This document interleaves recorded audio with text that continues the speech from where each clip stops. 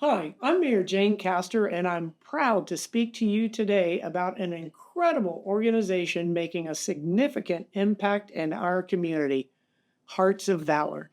This nonprofit organization is dedicated to improving cardiovascular health across our city, focusing on education, support, and empowerment for those affected by heart disease.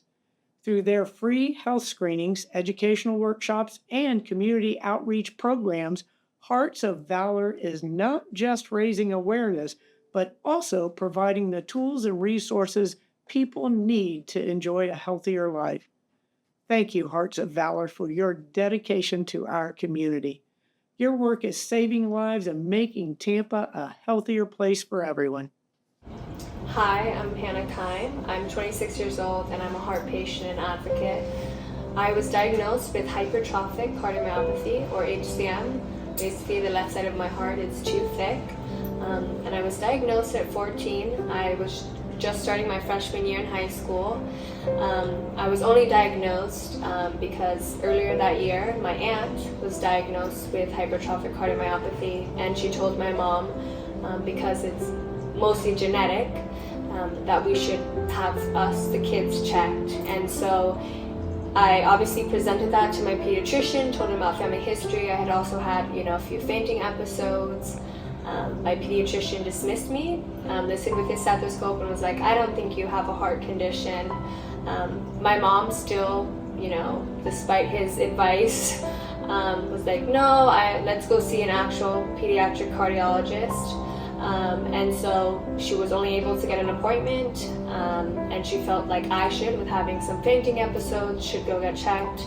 And September 13th, 2013, I go in, and my life completely changed when I was given the diagnosis of HCM, because HCM is usually when you hear of an athlete suddenly dropping dead on the field, it's usually because they either have HCM or another heart or condition or cardiomyopathy. And so, being somebody who was playing sports, just months before my diagnosis and a competitive dancer, I was told I had to completely stop doing what I was doing. But I felt in extreme gratitude that my family didn't find out about this condition through an autopsy, that I got to play sports, but that I was still able to be here and alive, and seeing how preventative this could have been done by, implementing more heart screenings, and especially that this is something that young people face, which is something people don't think, that heart disease can happen to teenagers or young adults.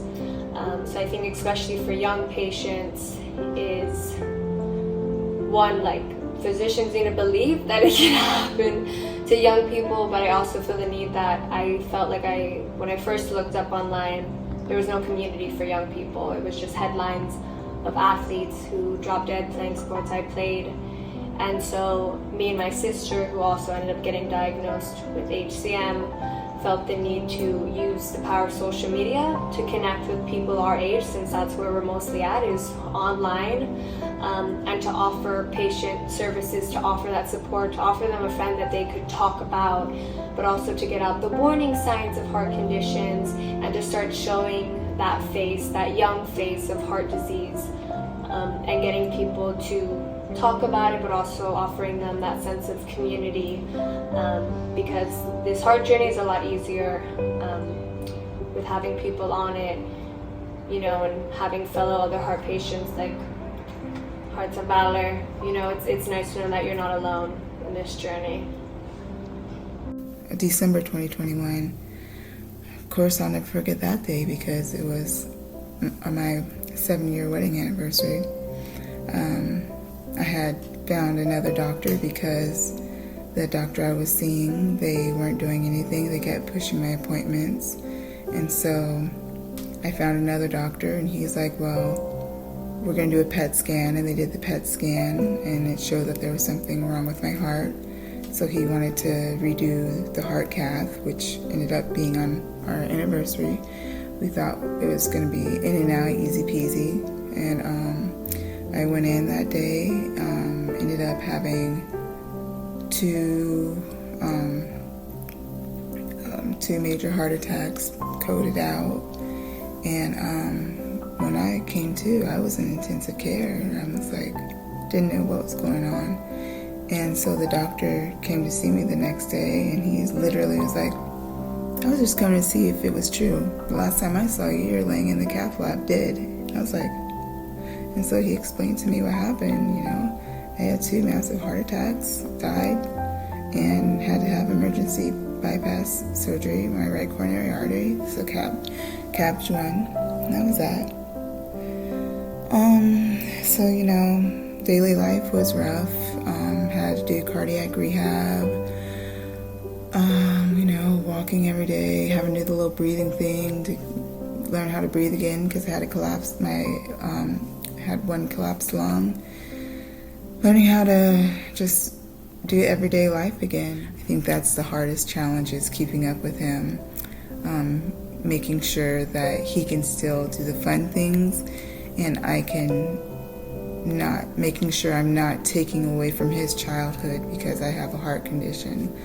I want him to have the best childhood that he can have. I don't want him to look back and be like, oh, I couldn't do this because mommy was sick. I think that's probably my biggest challenge, is just making sure he can still live his best life. I started out with shortness of breath. I gained quite a bit of weight, and after going back and forth to the doctor for several years, I had a aha moment where I really got out of breath, woke up gasping for air, went to the urgent care. Urgent care sent me to the hospital. Once I got to the hospital, they were able to get almost 30 pounds of fluid off of me. And that's when I was actually diagnosed with a congestive heart failure. Several years ago, in going to the doctor, I knew something was wrong. However, when I would go to the doctor, my doctor would tell me that I was fine. She was telling me exactly what I wanted to hear. And that's what happens to a lot of us. We don't want to hear the bad news. So I did not want to hear the bad news. And in my mind, I was saying, I'm going to the doctor. She says I'm fine, so I'm fine. But I knew something was off. So I have to take some of that responsibility, because those misdiagnoses were also opportunities for me to advocate for myself. And those were missed opportunities that I should have stood up and said, can you run further testing? I still think something's wrong. I would like to encourage all women that are listening to my voice to please stand up for yourself. If something is off, you owe it to yourself to at least get it checked. Right now I have what is called arteriosclerosis, which is the veins stuck with cholesterol, and what happened is that they don't go, the blood is not enough, the one that comes out of the heart. So I'm drinking a lot of pills for that. I'm making exercise for not to get clogged that again, and it's not good at all. It's called blood thinners, which is give you the opportunity not to get clogged on that vessels that goes to the heart. Oh my God! Of course, it's like well, I feel brand new really, because God gave me the opportunity. And when they do that kind of surgery to you, it's like putting a new engine in your body. So I feel so energized and good, and I feel athletic, and I'm doing all the things that I want to do before something happens, because you don't know what's going to happen. But I feel so good. And I'm really, mentally, it helps me a lot. Instead of feeling bad, I'm feeling good, because I thanks the Lord for giving me the second chance. And I know if I continue doing what I have to, like keeping exercising and eating not that much, of course I know I'll be well soon. So my mentally right now is okay. But I have to take care, because sometimes you get depressions too. That's what happens to me right now. Well, I think it's a great organization, because with all the things they do, my friend Eslin introduced me to Heart of Baylor, and I think it's a great opportunity that they dealing with all the people that they're given an alert of what you have to do for not to go there on the heart sickness, because it's nothing good at all. Hello everyone, my name is Kina Lukam. I am the founder of Hearts of Valor Inc. I am a registered nurse with 20 plus years of background. I have a Master's of Science in Nursing, and I am a heart survivor. I was inspired to start Hearts of Valor, Inc. after having a personal cardiovascular event. In 2019, I was discovered to be a complete heart block. For those of you who don't know how heart block works, there's 3 stages. I was in stage 3, the final stage, which is the complete heart block. And the next step would have been death had I not received the care that I needed and got the necessary surgery that I needed. So at that point, it prompted me, encouraged me, actually motivated me to share and to help others that may be going through the same thing, or family members that may be impacted by cardiovascular disease.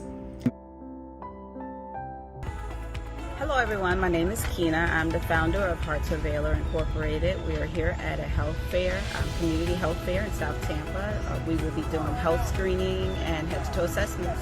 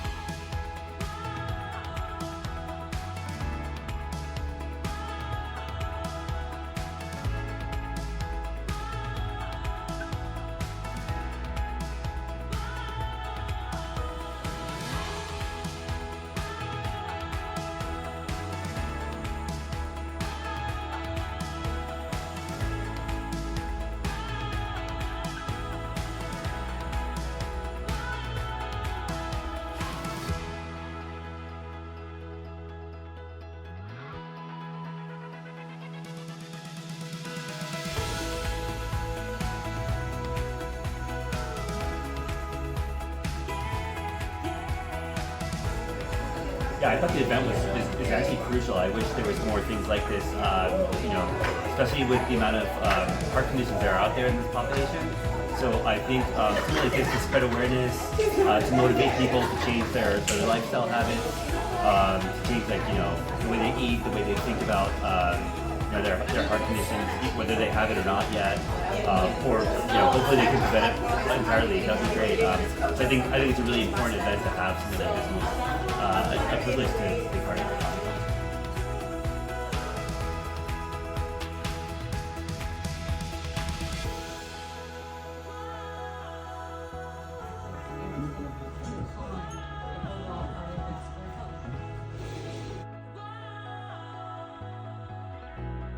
So Amira, we've been talking for several months now, and one of the questions I asked you was, what was your biggest need as far as Hearts of Valor and how could we be of assistance? And you shared with me some things that you were struggling with, but one of your biggest needs was finances.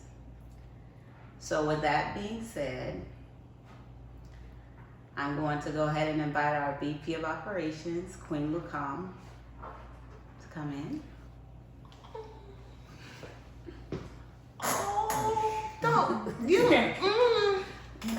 So on behalf of Hearts of Valor, we would like to present you with $500. We want to thank all of our supporters, our donors and sponsors. We shared your story and we were able to get just a little bit to help you financially and assist your family. Thank you so much. Thank you so much. I need to give you a hug. I'm sorry. I need to give you a hug. Thank you. Thank you so much. I'm sorry. Thank you so much. So, as Queen stated, we want you guys to know, all of our donors and supporters, we really appreciate what you're doing, and we want you to know that your money's not in vain. We're out here working and we're doing what needs to be done. And again, we thank you. We thank you that we're able to help this family, and we can't wait to be able to help other families along this journey.